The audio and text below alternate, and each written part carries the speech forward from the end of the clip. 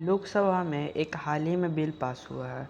अब इस बिल में एक विशेष बात थी कि जो पूरा हम लोग का जो लोकसभा और राज्यसभा का जो सत्र रहा है, मानसून सत्र, वो काफ़ी हंगामे के बीच भरा हो रहा है। लेकिन अचानक इस बिल को आने से, जब ये बिल आया संसद भवन में, तब पूरा संसद एकदम शांतिपूर्वक चला और बिल पास हुआ। तो चलिए समझते हैं कि आखिर इस बिल में था क्या और क्यों आखिर पूरा हंगामा से भरा रहा मानसून सत्र एक दिन एकदम शांत हो गया। तो जय हिंद दोस्तों, मैं विशाल कुमार दुबे और आप देख रहे हैं ब्राइट गंगा।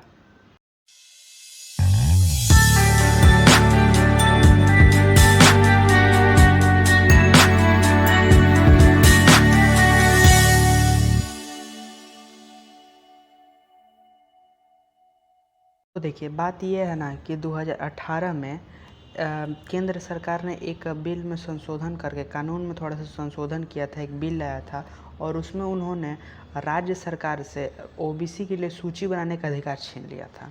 अब उन्होंने सूची बनाने का अधिकार छीन लिया था तो राज्य सरकार के पास अधिकार नहीं बच गया था कि ओबीसी के अंदर कौन जाति आएगा कौन नहीं आएगा, इसके लिए संशोधन करके वो सूची तैयार करें।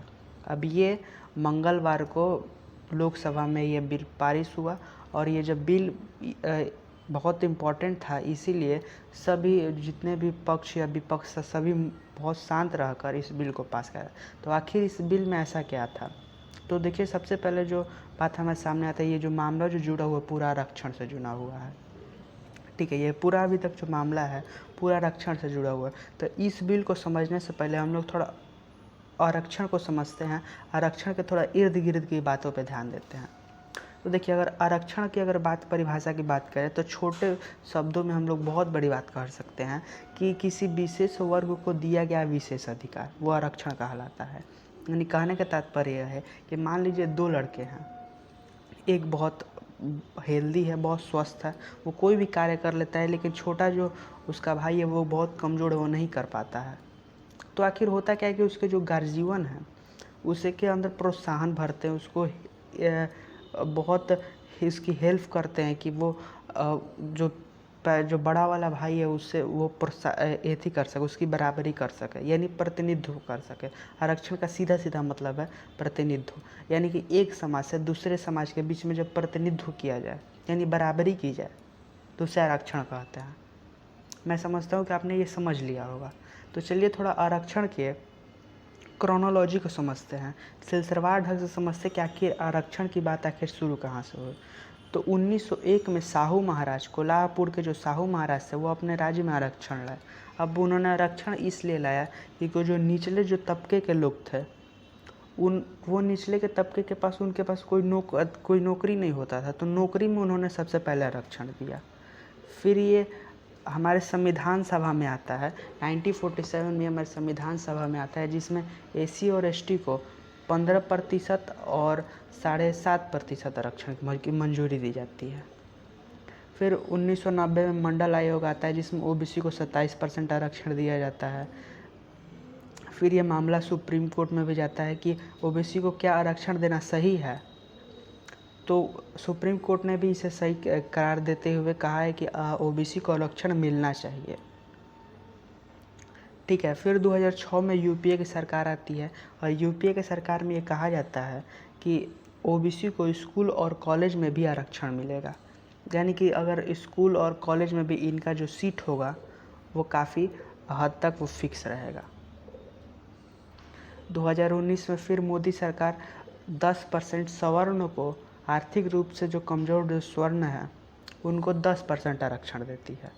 अब इसके अंदर भी बहुत सारे प्रावधान दिए गए हैं, उसको अगले किसी वीडियो में उसके बाद में बात करेंगे।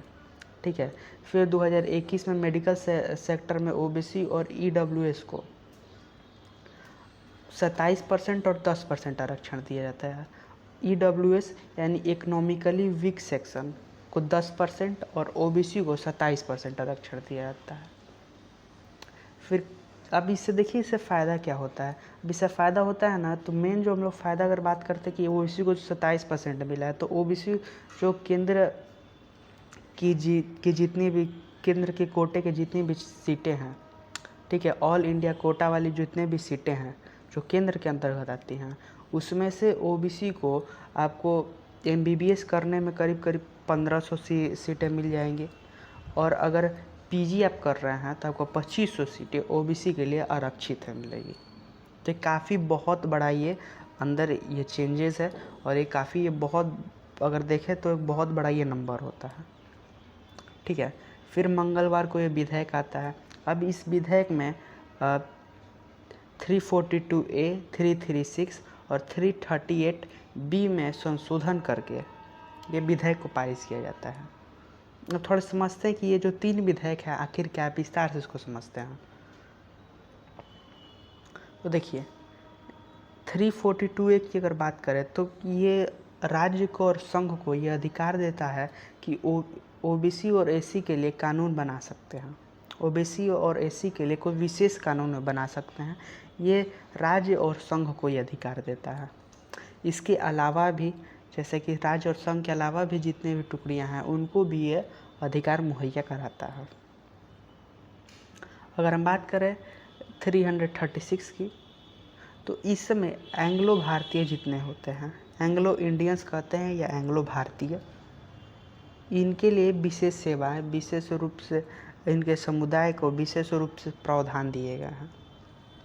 ठीक है, और ये बात रहा 338B में। तो 338B में आर्थिक रूप से कमज़ोर और अनुसूचित और जनजाति के लिए एक कहा जाता है कोटा तैयार किया जाता है। ठीक है, और इसके अंदर ये बताया जाता है कि अगर वो किसी प्रकार की शिकायत करते हैं तो उसे केंद्र और राज्य सरकार दोनों उसका समाधान निकाले, उसकी पुष्टि हो, उसकी देखभाल करे, आदि सब कानून 338A और 338B के अंतर्गत लिखी हुई है। ठीक है, तो मैं ये आशा करता हूँ कि आपने इसके बारे में बहुत डिटेल में जान लिया होगा, काफ़ी हद तक आपके बारे में इसके बारे में नॉलेज मिल चुका होगा। तो ये आप समझ गए होंगे कि आखिर ये बिल जो है वो इतना इम्पोर्टेंट क्यों है। देखिए, चलिए मिलते हैं अगले वीडियो में, तब तक ले जय हिंद।